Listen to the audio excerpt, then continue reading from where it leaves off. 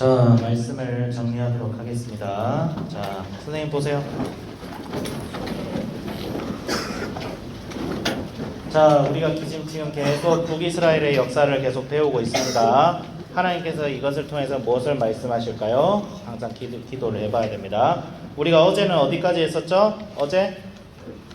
우리 어제 토요일 날 누가 죽었어? 야, 죽은 애가 3사람이야. 여성 1명, 남성 2명이 죽었어. 네. 그러니까 아합의 아들과 그 아합 따라서 이제 같이 우상 숭배했던 애들 2명이 죽었어요. 이세벨. 그래야 지금 참 심각한 상황입니다. 그러니까 유다 왕 여호사밧이 왜 며느리를 아합 왕에 있는 바알 숭배자를 들여가지고 지 아들과 결혼을 시켰는지 선생님은 지금도 퀘스천 마크예요. 근데 선생님 생각에는 신앙 따로 직장 따로. 이건 비즈니스야.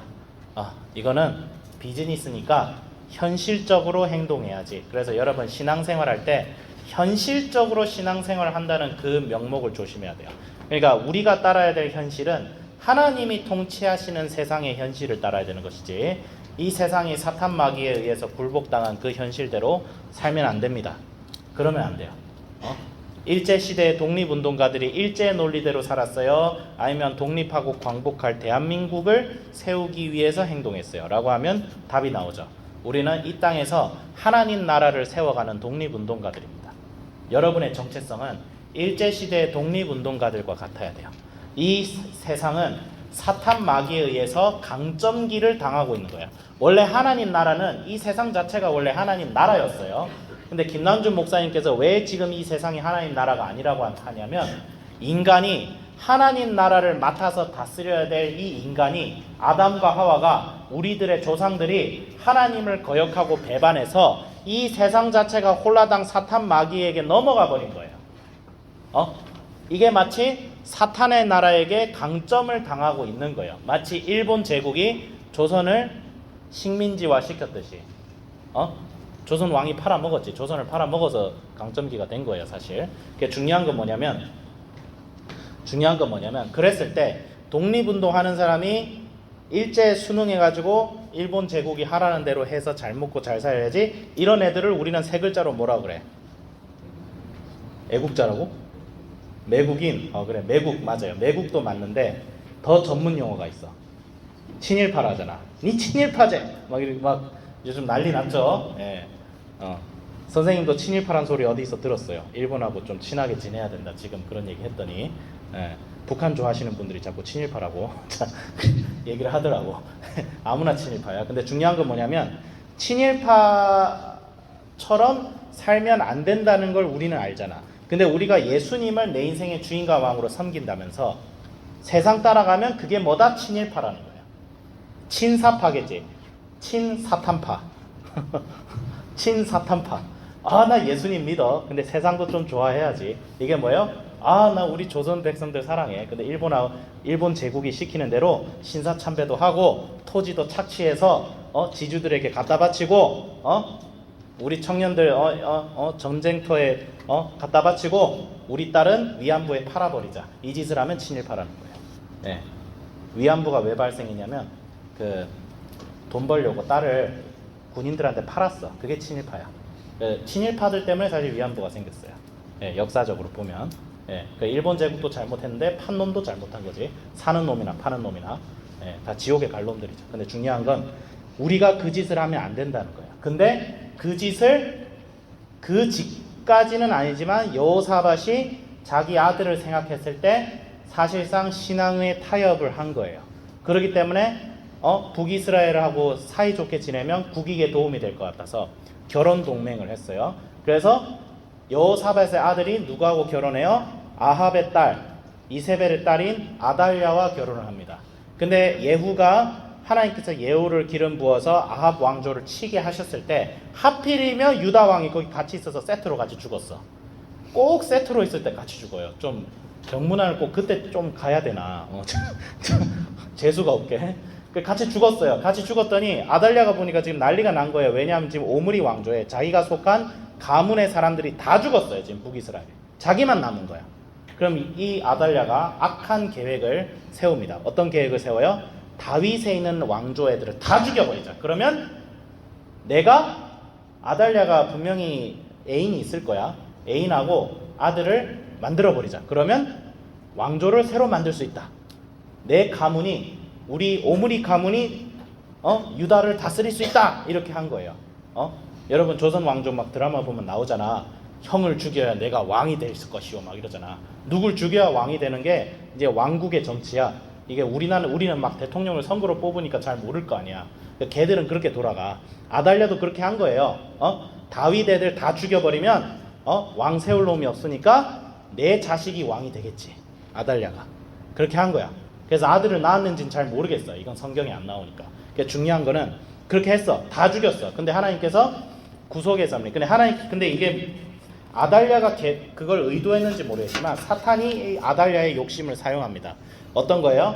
하나님께서 예수님을 태어나게 하기 위해서 어떤 언약을 맺었어요? 다윗의 언약을 맺었어요. 다윗아, 너의 왕조가 영원토록 이 땅에 세워지고 너를 통하여 이 세상이 하나님 나라로 회복될 거야. 그 약속을 했는데 그게 누구예요? 다윗의 자손 예수 그리스도예요. 하나님께서 다윗의 혈통을 통해서 이 땅에 오신 거예요. 그게 예수님이야. 근데 아달랴의 계획이 만약에 성공해버리면, 그럴 리가 없지만, 그러면 뭐예요? 하나님의 구원의 역사가 막혀지는 거예요. 그래 한마디로 사탄이 하나님 나라의 정면 도전장을 쫙 내민 거예요. 근데 하나님께서 이거 두고 보지 않으시죠. 그래서 누굴 살렸어요? 요아스를 살려서 갓난아기였을 때 그 요아스가 성전에 유모가 요아스를 안고 성전으로 들어갑니다. 피해야 돼! 딱 들어가요. 나머지는 다 죽었어요. 도대체 걔들은 뭔 죄일까? 걔들은 뭔 죄일까? 성경엔 안 나와요. 천국 가서 물어봐야 돼. 천국 가서 물어봐야 돼. 근데 중요한 건 요아스가 살았어요. 성전에 들어가. 그래서 그곳에서 누구 밑에서 교육을 받아요? 바로 그 성전의 대제사장이 여호야다. 아주 하나님의 충실한 종이 여호야다 밑에서 큽니다. 아주 신앙교육을 빡세게 받아요. 그래서 7살이 됐을 때 여호야다가 이제 때가 되었다 해가지고 어떻게 해요? 성전에 있는 성전 수비군들을 동원해가지고 다시 한번 아달랴가 뺏은 나라를 되찾으려 합니다. 그래서 하나님 나라가 회복되죠. 근데 하나님 나라가 회복될 때 굉장히 희한합니다. 그 여호야다가 성전을 지키고 왕을 호위하는 자들에게 뭐라고 하냐면, 너희는 각기 손에 무기를 잡고 왕을 호위하며 너희 대열을 침범하는 모든 자는 죽이고 왕이 출입할 때 시위할지니 라고 합니다. 굉장히 살벌하게 호위를 하죠. 여호야다를 호위합니다. 여호야다가 아니고 이제 요아스를 호위합니다. 그래서 아달랴가 딱 나타나니까 아달랴를 선정 밖으로 끌어내서 죽이고, 여호야다가 종교개혁을 해서 바알 신상을 싸그리 없애요. 바알 신상이 언제 세워졌을까? 아달랴의 남편이자 여호사밧이 죽고 나서 그 다음 왕이 된 얘 때문에 바알 신앙이 유다에 들어와서 성행을 하기 시작했던 거예요. 그러니까 이게 주는 교훈이 뭐냐면, 하나님 나라의 백성으로서 우리가 예수님을 본받는 자라면 세상과 친해져서는 안 됩니다. 세상 속에 살지만, 오늘 김남주 목사님이 신명기에서 얘기했잖아요. 우리가 이 땅을 통과해서 지나가야지 이 땅에 머물면 된다 안 된다? 안 된다는 거예요. 우리는 세상 속으로 가는 자들이지 세상에 거주하는 자들이 아니에요. 이게 뭔 헛소리냐라고 생각할 수도 있지만, 우리 이 세상을 100년 동안 있다가 가죠. 그렇죠? 우리 영원히 살아요? 뭐 이집트 파라오들처럼 난 무덤에다 막 가산들 다 깔아놓고 나 나중에 여기서 영원히 살 거니까, 그런 애들 있어? 옛날 왕들은 그래가지고 막 순장도 했잖아. 살아있는 애기도 막 나랑 같이 살자 이러면서 무덤에 산채로 묻히고 그랬어. 그 순장이야. 그 순장이 아니고 그 순장이 아니고 한국사 배우면 있어요. 이게 5세기 때, 신라에서 마지막으로 5세기 때 폐지가 돼요. 그 야만적이다. 그 말은 뭐야? 우리나라 역사에 500년 동안 그런 야만적인 풍습을 행했어요. 중국도 그렇게 했고 다 똑같이 했어. 근데 중요한 건 뭐냐면 우리가 이 땅에서 1000년 만년 살지 않잖아요. 우리 100년 살잖아. 길어봤자. 기술이 발달해서 저는 사이보그가 될 겁니까? 뭐 이런 애들도 있겠지만, 어차피 우리는 이 땅에서 영원히 안 살아요. 잠깐 살다 간다고. 눈 깜빡하면 우리 침대 위에 누워서 오늘 내일 할 거야. 여러분 추석 금방 끝났죠? 아싸 추석 시작했다 했더니 갑자기 눈 떠보니까 여기잖아 지금. 그치? 그렇잖아. 갑자기 언제 여기로 왔어? 텔레포트 했어? 근데 인생도 그래요. 눈 깜빡 뜨고 나니까 막 손자인지 뭔지 내가 지금 치매라서 이제 기억도 안 나는 애들이 막 둘러오면서 할아버지 이러고 있어. 그럼 나 이제 죽어가는 거야. 바이바이 이렇게. 저 지나간 버스는 다시는 돌아오지 않아 이런 거야. 인생 그래요. 그 지나간다니까. 그 인생에 머물지 말라는 거예요. 우리는 그 인생을 지나가면서 우리가 이 지나가면서 해야 될 일들이 있는데 그게 뭐냐면 하나님께서 원하시는 일들. 이 땅에 한 사람의 영혼이라도 구원하고 그들이 우리와 같은 하나님 나라의 형제 자매가 되게 하는 일을 우리가 이 땅에 살아가면서 우리가 가진 직업과 실력과 능력을 통해서 그 일을 지나가면서 하고 지나가라는 거예요. 근데 이 세상에 머무는 순간 우리는 우상숭배하는 자들이 되어진다는 거야. 그거 하지 말라는 건데 아달랴가 이 유다 왕국을 하나님 나라가 아닌 걸로 싹 다 바꿔버리려고 합니다. 근데 우리는 여기에 저항하는 자들이 돼야 돼요. 선생님이 성경 좀 읽다가 갑자기 이렇게 빠지는 이유는 적용으로 그냥 넘어간 거예요. 그러면 핵심은 뭐예요? 우리는 여러분 진리에 있어서는 절대 타협해서는 안 됩니다. 이게 사람들이 착각을 해서 사랑으로 대해줘야죠 이러면서 흔히 동성애에도 이런 이슈 가지고 자꾸 얘기하죠. 어떤 분이 내가 동성애자들을 만나보니까 그분들 다 착하고 선하고 인격적이고 웬만한 분들보다 참 나긋나긋한데 그 사람들이 무슨 죄인이냐, 그 사람들 나쁜 짓 한 거 아니다, 우리가 품어줘야 된다, 우리가 성경 해석 좀 잘못한 거다, 그렇게 얘기하시는 분들이 꽤 많아요. 여러분 꽤 많습니다. 그분들이 막 예수님 안 믿고 그런 사람들도 아니야.